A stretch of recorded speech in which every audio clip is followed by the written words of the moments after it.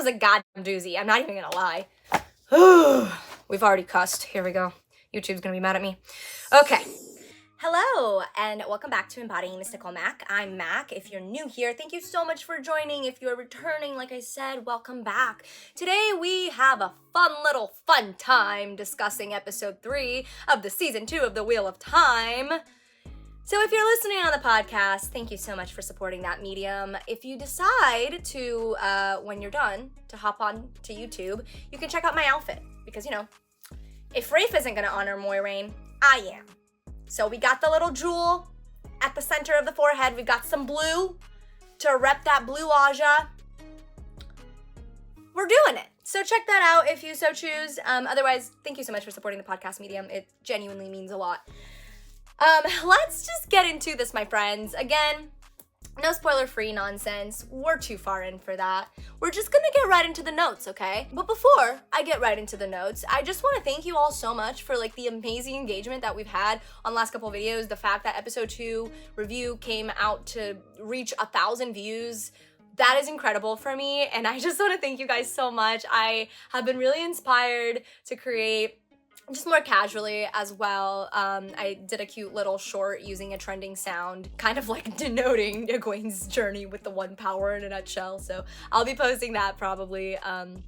It probably already is posted by the time you get to this video. So little things like that. So make sure you go check those out. And if you like them, I'll keep doing them. The White Tower series is like very editing intensive for me and is a bit of a challenge right now, but like including little book things and little character things with these like trending sounds is actually something I'm finding is quite fun to come up with ideas for. So if you have any, go ahead and leave those in the comments, or you can go to that short and comment on that short, any ideas that you have. But thank you just so much for helping the channel grow. I knew that Wheel of Time was going to be a really lovely avenue to do that, and I am blown away by just like all of you guys. Even those of you that do like the show, that disagree with me, I find myself, like for the most part, having really interesting thoughts and being really excited to read your comments, because I just love that we're able to have this discussion in the comments respectfully, kindly, and in the way that Robert Jordan would have intended. So I'm really excited about that. So let's just get into my notes, my friends. This episode was a goddamn doozy. I'm not even gonna lie. We've already cussed. Here we go. YouTube's gonna be mad at me. Okay, here we go. Starting. Appreciate the pre-arch challenge spiel, the do it for you thing. Literally, like when it comes to the magic, little bits and pieces, like, you know, Logain being able to see Nynaeve channel and things like that. For those of you who don't know, like if you channel Sidene, you should not be able to see Sidar. If you channel Sidar, you should not be able to see Sidene. You get at best kind of like a hair raising on the back of your neck feeling from what we get in the books, but like should not be even visible to another person. But aside from that, those tiny little details that I can honestly forgive, that I'd be able to forgive more honestly if like they hadn't changed so goddamn much so needlessly, but whatever, I digress. Aside from that, they are doing the magic really well, and I really deeply appreciate that this like pre-accepted challenge speech was very much like true to the books, true to the Aes Sedai. I love that tidbit. I think it's Lyanna who tells her to do it for her, or maybe it's Leandrin, I'm not sure. But essentially when they're just like, do it for you. Like this will not work if you do not do it for you, right? So then, love also that we explicitly say how like channeling is not advised and in fact forbidden in the Arches. They shouldn't even really feel the power. I think they mentioned that. Anyways, cool visuals. I said the slow-mo was a little cheesy. There was a moment in slow-mo that was a little cheesy there for me. And what is this scribble? What is this scribble? I think I said cool weaving. Yeah, I think I said cool weaving for them to like light up the arches. I thought that that was really cool. I also appreciated how they did them like one by one. And you of course need 3 sisters to do that. I don't appreciate that the writers chose to go with the second scene for Nynaeve's accepted challenge. I don't appreciate that they chose to go with a scenario where she would have to attempt to channel. Obviously she didn't have to attempt to channel, but in that scenario, she's obviously a sister come back from the tower, so it's only logical that if she sees Tam Althor on the brink of death, she is going to try to save him with channeling. I just feel like it was a very sloppy thing to include on the writer's part, because channeling is very ill-advised in the Arches, and we even see that. And sure, like, if they wanted to make that a sticking point, then have her have a moment, you know, where she goes to channel to help Tam, but then has a moment of like, I don't think I can, you know, before she sees the arch and goes. So I just kind of, some people could consider this a nitpick, but to me, this is just another unfortunate example of these writers contradicting themselves. Just like a glorious person that commented on my last video mentioned how the thing about Elaine's intro that genuinely sucked is just the intense contradiction in it, right? She's trying to do this thing that is clearly breaking the tower's rules by bringing in her own furniture, her own luxury items, all of those things, only to then later reveal that she's actually spent numerous summers in the tower, and she very much knows the rules. So it's like, this is just another example, in my opinion, of the writers just not having a better idea. And this isn't even, to me, like, this isn't even about, like, what happens in the books, this or that, whatever. No, it's like, if you're gonna go with this, like, healing scenario, make it a scenario where we get the very bare hint of awareness that she's in this challenge, and therefore she does not channel. There could have been something else, could have still involved sick people, all of those things, but, you know, maybe it's not naughty Cauthon, like, killing everyone because she can't do better.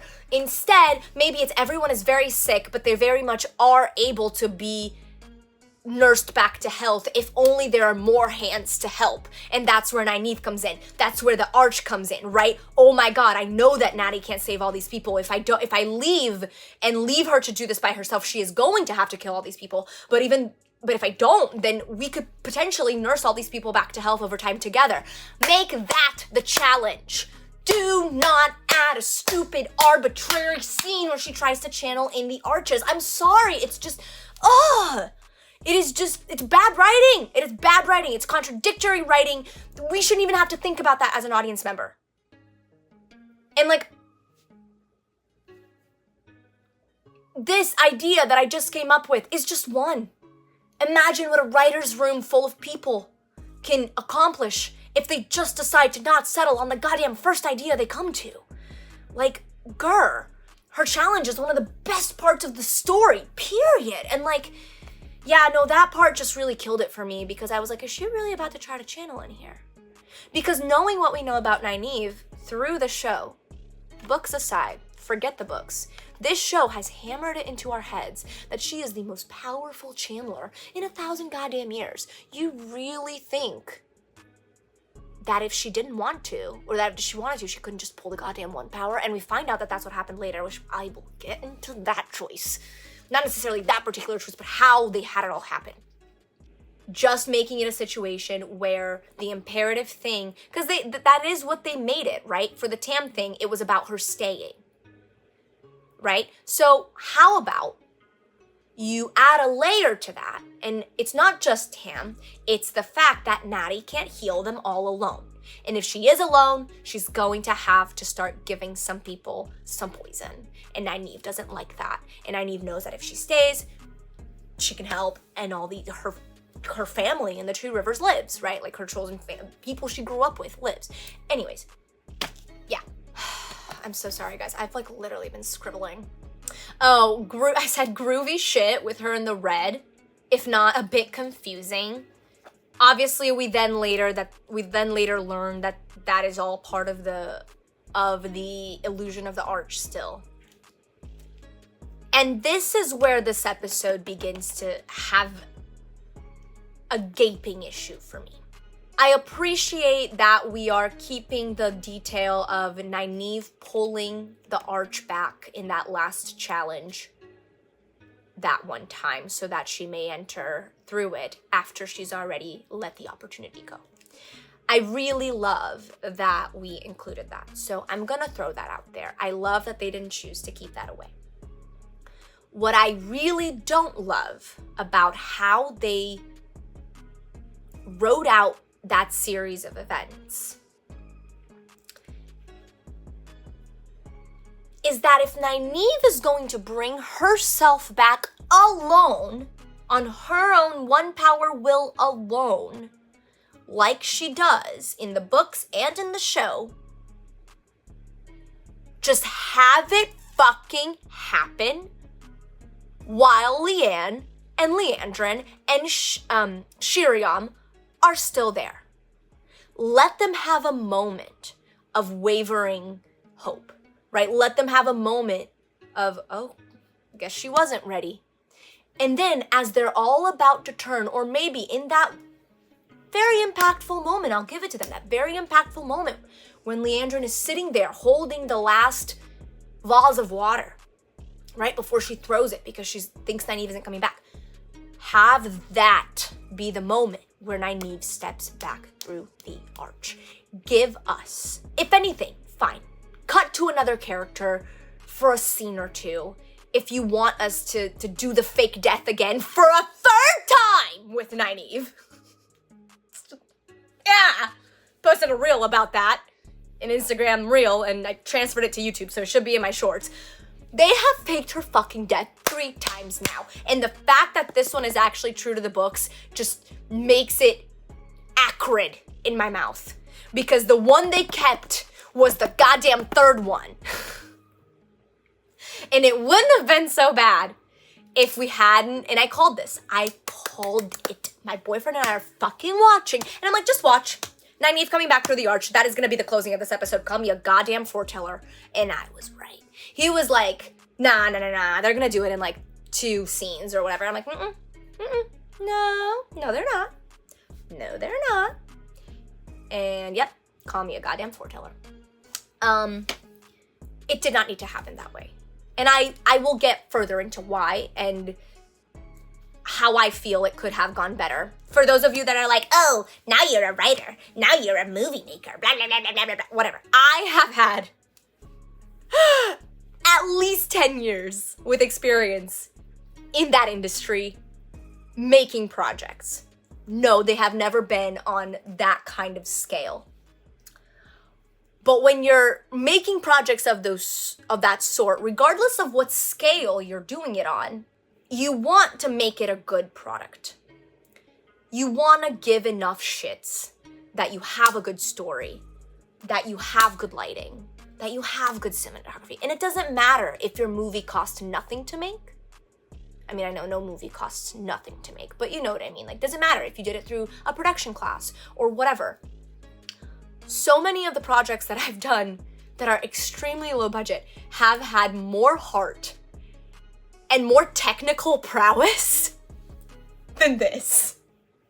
So, yeah, I hear you. I'm not on the writing team. I have no reason to be, as far as they know. Whatever. That's fine. But you're on my channel, and if I can think of a better way that they could have made their funky choices work, I'm gonna throw it out there. So if you don't like it, you don't have to watch that part. And you don't have to watch this video at all, actually, because I realize I'm a lot more sassy in this one, but it's because you guys, it just got unbearable, okay? So, yes, this is where the episode starts to go completely downhill for me, because the whole time I just know that Nynaeve's coming back in the end, and I'm just mad the whole time that we are wasting precious character building time with this third fake death. That is essentially, honestly, building nothing else. Because we got Leandrin's anguish and how truly she believed in Nynaeve from that heart-wrenching close-up of her holding the vase. She could have popped back through right then. It would have been just as miraculous. It would have been just as accurate to the books if that's what they were trying to go give us an Easter egg. I don't know. It could have worked, and then we could have spent that entire episode actually working forward the plot. You could argue Egwene's plot was a little furthered, but it halted the second Nynaeve came back through that arch. Because if you're gonna go with that plot line, that whole like, sometimes it's not the strongest who survive, it's the ones who remain, then you have to kill off Nynaeve. Because that's the only way that she could actually have that journey in the way that those lines are intended. So by pulling her back through the arch, you essentially undid all of those scenes in that work. Sure, we get a little bit more about how Elaine is knowledgeable and how she carries herself well and is able to remain calm and very against extenuating circumstances and around people that are feeling very extenuating feelings. We're gonna get that regardless. We didn't need it because Nynaeve fake died again. I wrote next, the Domani look dumb with the mouthpiece. Let me explain. I've said this time and time again, and I will keep mentioning it. First of all, I have a few issues with the intense adorning of the Domani. If they plan to use the Adam, which was essentially a metal collar with a metal leash, with a metal bracelet that would then attach to the wrist of the Sultan, which is the woman in charge of controlling the Domani. If they plan on using their version of the Adam, which is that goofy-ass mouthpiece, those heavy-ass metal shoulder pad things, and those gauntlets, if they plan on using that as some form of device, like they expertly do in the books, and that is one of the things that if I was the writing team, I would definitely keep it. It adds tension in a lot of different kinds of ways for a lot of different characters. It's very interesting. I'm not going to go into that. If you guys have read it, you know. If they plan on doing anything with their version of the Adam, how are they gonna carry it? Like a full-on chest? A big-ass leather sack with shit just clanging around in there for people to notice? Because the Adam itself is very discreet. It is able to be concealed quite well if you just have some cloth to wrap around it and shove it somewhere. What they came up with, honestly, just creates problems, unless they're just completely scrapping the plot lines where the Adam gets moved around and things happen, and spoilers for books, skip to a minute ahead. When the male Adam ends up being created, like if they're just going to scrap all of that good plot and all of that good like device work in there with the Adam, fine. Then I guess their goofy overkill shit works. But again, I just don't see how you're transporting all of those separate pieces discreetly as the story requires them to at times. So not only do they look dumb to me, subjectively, myself, my opinion, from a story perspective, if they plan on employing the Adam as any sort of MacGuffin, they've already made it 10 times harder for themselves. And that fucking bothers me. Don't like it when, like, honestly, my entire gripe with this entire thing, it's not even like, why didn't you fucking follow the books? It's like, why weren't you smart enough to not contradict yourselves and make things harder on yourselves? That is my full-on gripe. It's like, I have no issues with adaptations. I do not care about adaptive changes. The changes they have made have not been adaptive. And as much as I mentioned this in a comment recently, as much as I want to be able to separate the books from the show until the show stops claiming it's an adaptation, I refuse. If I can't compare plot, fine. I'll compare characters. But until they put a little caveat in there that says loosely based on Robert Jordan's Wheel of Time, I will rake you over the coals for making horrific decisions that make your job 10 times harder because you had to be more fancy than the books, because you had to add more of this, you had to add more of that. Should have left the Adam alone. I'm very curious to see how they use it as a MacGuffin if they end up doing so. I don't like that the Seanchan nobility, that the nails are rings. Like, I don't know if you guys noticed, you probably did, but Suroth, right, she has, like, on both of her index finger and her middle finger, she has essentially these, like, rings that have these growths from them, and it's a nail. It's a fully grown, yes, disgusting nail. I feel like they could have easily used the same amount of money that they used to, you know, do, not the same amount. They could use the same budget that they had for Loyal's look, which frankly hasn't gotten better. But we're not going to touch Loyal because I contradict myself now because I said that I was going to be okay with the fact that they just didn't explain away the Shardar Logoth wounds. I'm not okay with that. I fully lied. I thought I would be okay. I didn't lie then. I thought I would be okay. I realize I'm not okay. So we're not even gonna touch Loyal. But regardless, we could have used whatever budget they had for that, a fraction of it, to like actually make the nail look like it's grown. Like they could have even like, you know, had them kind of like rings, but create sort of prosthetics that it looks like it's their actual nail and they just have a ring right here. And then they could even give them like a ring here too, just to fake us out, you know? So then maybe that way, like, you know, it's not painful or they don't have to physically glue anything. I'm just saying there are ways that it could have been done that we could have honored the ludicrous tradition of Seanchan nobles growing out their fucking index and middle fingernails to that degree. That's just like a little tiny nitpick for me. Like it didn't ruin anything for me, but like I would have appreciated if they like kept it more like that. I just think it would have had more of like an effect, because like I remember reading that part in the book and I'm just like, ew. Anyways, okay, my question here. What good comes of Perrin, Ingtar, Loyal, and the Shrinars in general getting captured by this Seanchan? Also, what good comes of Uno dying? I'm not claiming that Uno is like some monumental character that is gonna have like this insane amount of effect into the whole plot or anything like that. But to kill him off so quickly just feels unnecessary. I get it. They were trying to like make a point with the Seanchan that they're ruthless. They were obviously trying to, you know, make that whole Shinarans plus Perrin plus Loyal get captured plotline really work. And for that to really work, you need to have one of their own face the consequences of what they're thinking of doing. Fine. But why did it have to be Ingtar, or why did it have to be Uno? Why couldn't it have been like more of a random soldier?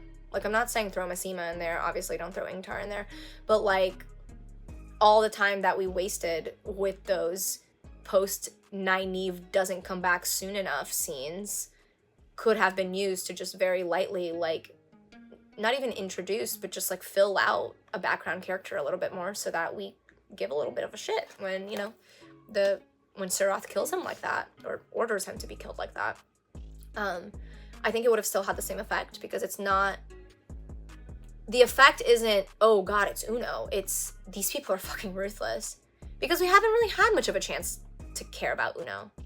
Like, honestly, last season was such a mess that I have no idea if we actually got a chance to get to know Uno at all. So why not just not sacrifice a beloved character for no good reason? Again, if it had to be Uno, that would be something. It did not have to be Uno. Especially if we hadn't wasted so much goddamn time with Nynaeve not coming back soon enough from her trial. I don't know how the Shinarans and Loyal getting captured is going to pan out. I don't know if it was a good choice. I guess I will find out. I'm inclined to say that not many of the choices they've made are good choices, but I'm not going to claim to know that it's a terrible choice because I don't know where they're going with it, so we'll see. Yeah, okay, so this part. Dragging out Nynaeve's last arch doesn't make her success more so in terms of story. Basically what I said is that dragging out Nynaeve's last arch doesn't make her success more so in terms of story, as 1 second in the arch could be an unknown amount of time in the real world. So dragging it out in the real world, like, wouldn't have affected her living an entire lifetime with Lan in the arch. So for anyone who's like, well, you know, like, she had to be gone a while for her to like experience that life with Lan. No, she did not. The arch is magic. The arch is crazy magic. It's a ter'angreal. They don't even know how it fully functions. They say as much, you know. There was no need. There was no need to drag it out in real time. Like, we could have just dragged it out in the arch. And look at that. And like I said before, could have had Leandrin present with that fucking vase. about to throw it in frustration when it lights back up and she comes back through. Leandrin letting Matt out was just really suspicious and felt really out of left field for me. I was wondering if maybe she was using him as like collateral, Nynaeve potentially. I don't know. It just, that whole sequence kind of felt a little bit out of left field. And then I wonder too, like the way Leandrin spoke kind of made Matt seem like he was imprisoned because of Moiraine. And I do remember her saying like, you know, tell the Red Ajah to like go after him essentially. And that was a dumbass little thing they had to do because that actor decided not to go on with the show, and props to him. So anyway, just a lot of questions there, more than answers. And like I said, felt more out of left field than anything. I just wrote, so Leandrin threatens another novice. Great. Like, she's really on a roll, isn't she? I'm not even knocking that decision. It's just very consistent character work. I appreciate it. But again, that entire scene in terms of Egwene's character and growth gets undone the second Nynaeve pops back through. So, whatever. So much for that. I appreciated the intro to Dai's Daimar. It was fine. I like that we get a little Easter egg of Rand tossing the invitation into the fire, and that one lady being kind of intrigued, like all of the people were when he did the same thing in the books. Oh god. They are character assassinating Matt. I'm sorry. I don't care how much Leandrin has made it seem like his friends don't give a shit about him. It's not like he stumbled upon Egwene, while she's like doing chores or practicing the power, or not that he would have because they're not allowed to unless they're in class, whatever. Anyways, it's not like he encountered her doing a mundane activity or doing something where she's, normal, regulated emotionally, physically, as a person, human, nervous system. He literally found the bitch when she was clutching Nynaeve's belt and bawling. You have murdered Matt Cauthon as we know him by making him a coward enough to turn away in that moment. That was a load of goddamn horseshit. He could have still left the tower. He could have still had a moment with Egwene.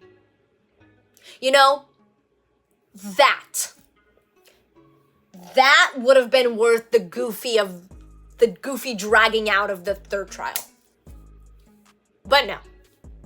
Let's just further character assassinate Matt Cauthon. Let's not even give him half of the things that make him him, but let's further character assassinate him by now making him a fucking coward. Matt is many things. He is not a coward. And I hate that they're making him like this. Just like Lan isn't a fucking mopey weakling. But they're making him like this. Gah! Anyways. Ishmael feeding Perrin water was really weird. Not gonna lie. It was very strange for me. Okay. This next thing, because I can already sense people trying to explain it away. This next thing.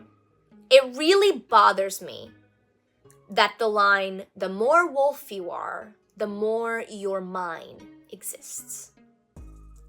Not because I don't recognize that Ishmael wouldn't use Perrin's uncertainty about his wolf brother situation to his advantage, because he absolutely would. He absolutely would say something like that to get into Perrin's head and make him think that this thing that he's got going on is evil. My issue with this line existing is that we have not had enough explanation as an audience for the wolf bond. We haven't fully been told what it is. We certainly haven't been told whether it's good or evil. Sure, we've been told here and there that, like, wolves hate the Dark One. And obviously we've seen that be true. But I don't know that people who aren't familiar with the books would understand that this line is more about Ishmael trying to scare him than the wolf bond actually being of the dark. Because it's not. And if that's something they decide to run with in this show, I guess just add to my list of grievances.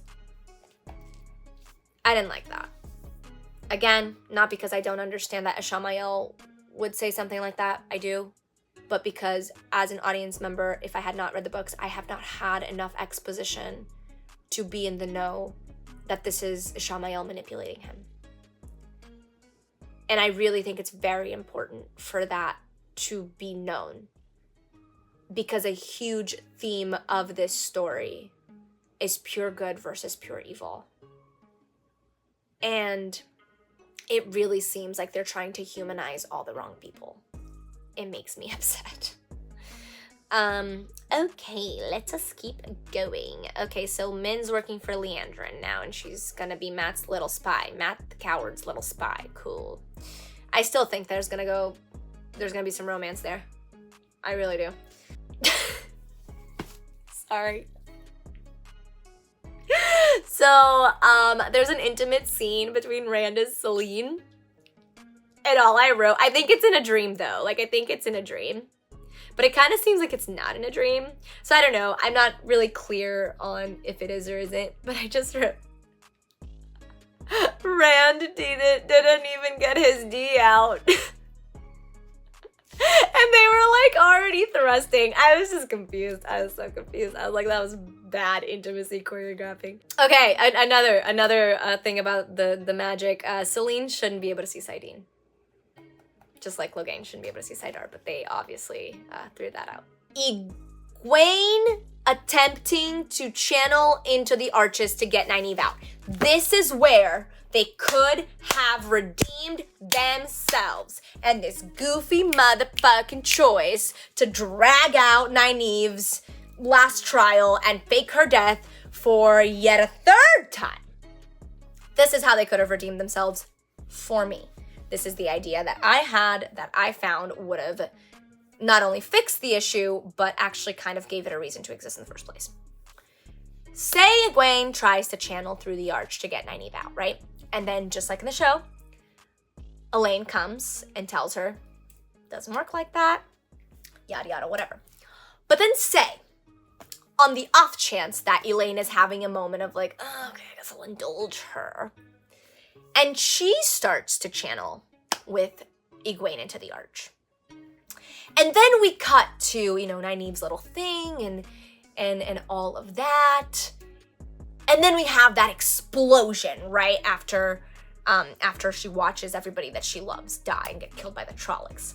That explosion that essentially ends up being her calling to the One Power and bringing the way back. And then she holds her daughter and runs into it. Say that the show expertly tied her explosion of power with the moment that Elaine and Egwene are channeling into the arch. What do you have now, my friends? A trio. A triad of Aes Sedai, which could make it very plausible that together they perhaps open the way back again. And you know what that would have done for it to have happened that way?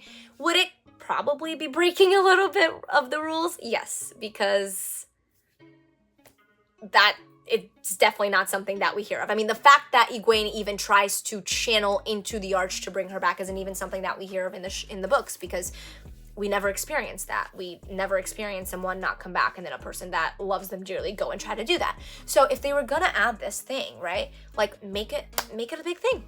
Have all three of them bring her back. And now you've bonded the three. You've done some character work here. They have an unshakable bond. Like, the three of them will forever know that they together brought Nynaeve back. Right? You have a justification for dragging it out this long because it's for the building of the bond between those three girls and the character work, and not only that, I feel like it would actually serve to help Nynaeve along her channeling journey a little bit. Not entirely sure how. However, I just feel like having that experience would have genuinely fixed the issue of dragging this out so long and having Nynaeve end up doing it on her own anyway. So, yeah, I wish that they would have gone towards something like that instead of how it actually ended up happening. Because, like, sure, she ends up building a bit of more of a bond with Elaine, but again, like, that could have happened in a myriad of different ways. Yeah, I just wrote, called them waiting till the very last minute to show Nynaeve's return. My boyfriend called Land Jesus. He looked like Land Jesus. They did him dirty. Okay. I enjoyed the little Easter egg with the eye with Matt, how in Nynaeve's trial, Matt's, it is his left eye gets slashed off. I appreciated that little Easter egg. Will they actually go that route with Matt's story? They probably won't, and then be like, boo, we ain't good at the Easter eggs. So, whatever. Oh yeah, and Perrin gets taken down with an axe again. Are we ever gonna see Perrin wield an axe again? Probably not. They're just gonna be like, oh, but we did the Easter egg. So, okay, whatever. My last note. Nynaeve exploding with power is just getting old. It's getting old. I'm over it.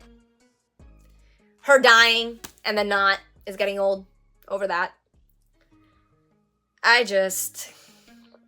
Yeah, y'all. I don't know. I mean, the only thing I can say is thank God I didn't have Lan and Moiraine's bond getting shit on incessantly in this episode, at least. Like, I appreciated that. Yeah, that was kind of the saving grace for me. I guess we'll see what I think of episode 4.